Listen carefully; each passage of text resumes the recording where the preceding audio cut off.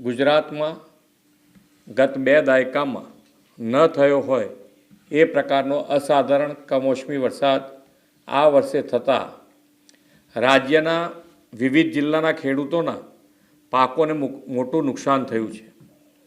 આ સંદર્ભે મેં તથા મારા સાથી મંત્રીઓએ જુદા જુદા જિલ્લાઓમાં જઈને અસરગ્રસ્ત ખેડૂતોની સાથે પ્રત્યક્ષ વાતચીત કરીને તેમની સ્થિતિ જાણી હતી।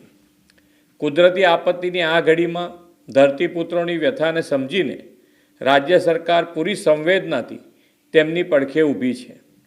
રાજ્યભરના ખેડૂતોના પાકને થયેલા વ્યાપક નુકસાન સામે તેમની લાગણીઓને ધ્યાને રાખીને રાજ્ય સરકાર દ્વારા ધરતીપુત્રો માટે આશરે 10,000 કરોડના રાહત સહાય પેકેજની જાહેરાત કરું છું।